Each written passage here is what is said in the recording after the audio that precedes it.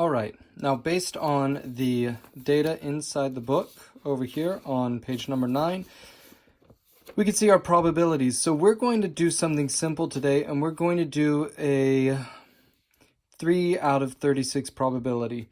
Each roll of the die for our tables here is going to have a 1 to 3 and then a 4 through 6 for each of these. And that's just going to keep things in a simple place, and we don't have to do a whole bunch of writing on our tables. So let's say for, we've got it right here. We've got first random room contents. In a random room, we're going to have a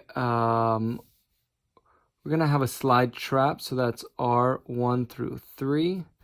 And then also we're going to have a spider web, R 4 through 6.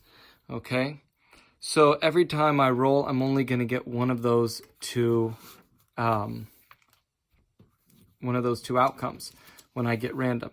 Now for low threat, we're going to do something a little bit different because I want to demonstrate another way we can leverage this mechanic.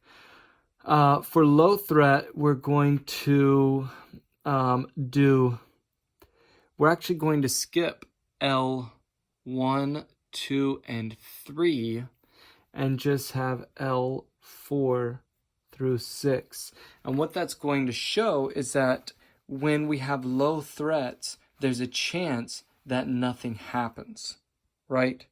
There's a chance that really we've just got a river that's a possible, maybe an underground river passing through our cavern.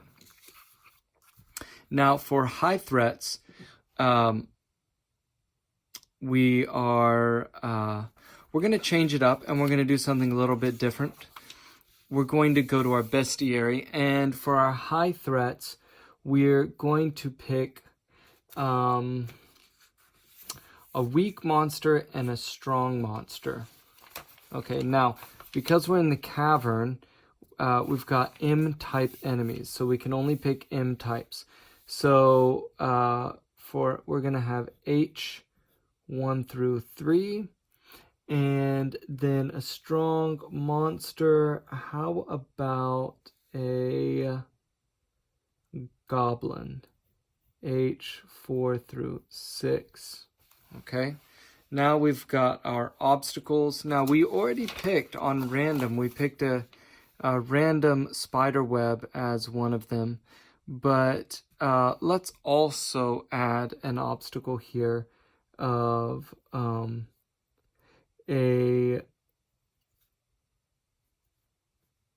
windy tunnel, O1 through 3. And then O4 through 6, quicksand. Okay, and then we're going to pick magic. Now, the other thing we could do is we could say, well, there's not really anything magical in the cavern, so we can just skip it all together, and every time you roll a 5, it's nothing. But let's add a little bit of magic. We've got magical items, and we've got magical rooms. So we're going to add a magic spring. I like the idea of that. That's M1 through 3. And then we're also going to have giant chests, M4 through 6. So a couple of magical rooms is a possibility. And then finally, we've got treasure. So for treasure, we've got actual treasures up here, and then we've got chests down here. So I'm just going to do that T1 through 3 and T4 through 6. Okay?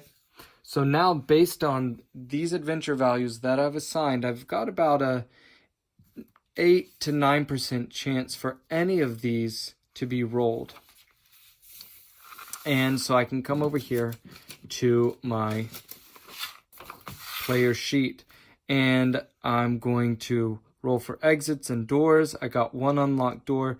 What's in the room? Okay, so really simple. I'm going to roll. I rolled a 2. Okay, that's low threat. Going to roll again. 4. 2, 4.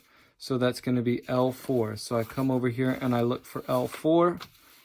There's a river in the first room.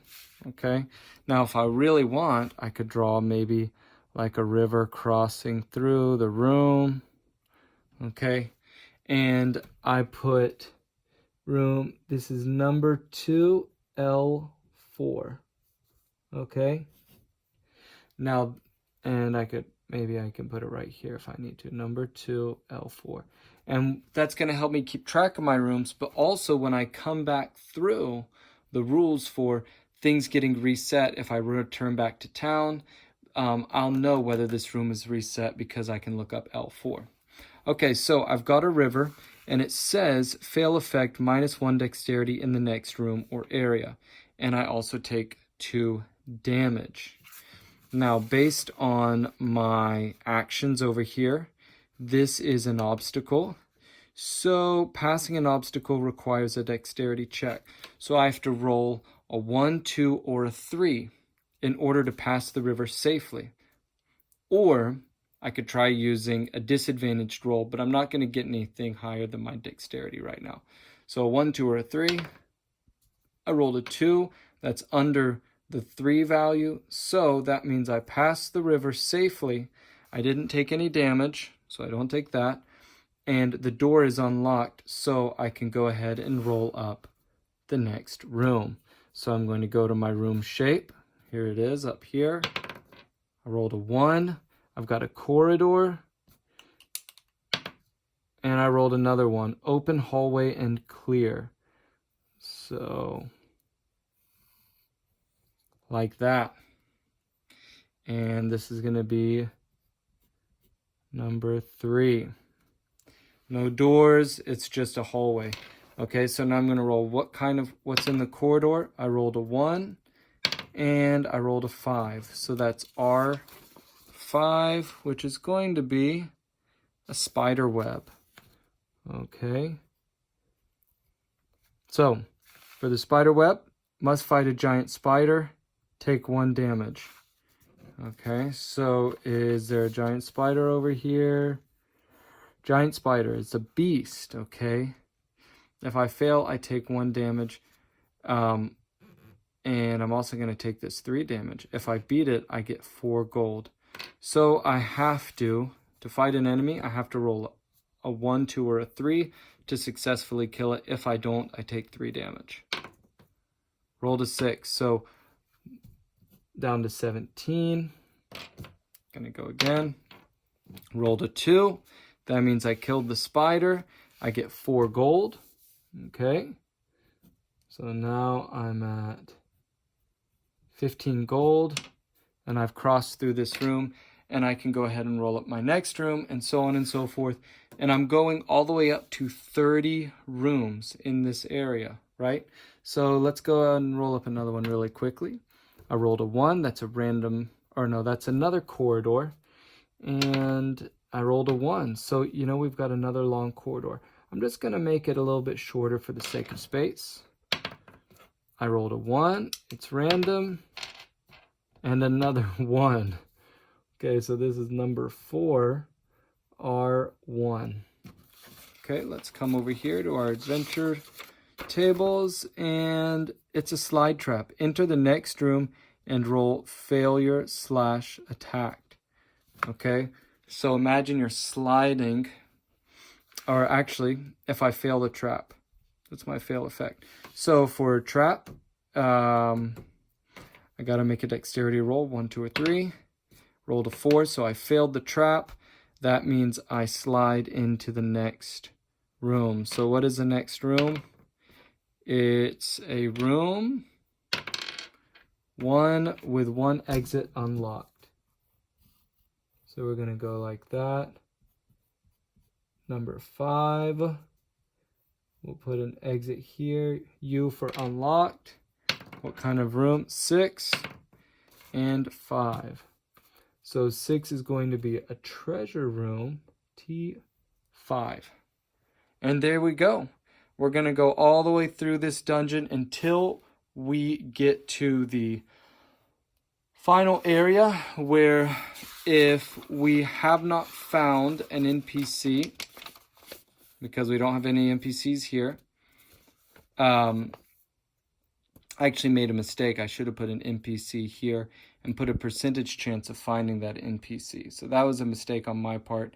I could take this random 1, 2, 3. I can make that a 1 and put 2 and 3 right here, or 2, 3, 4, and then 5, 6 here. So let's do that.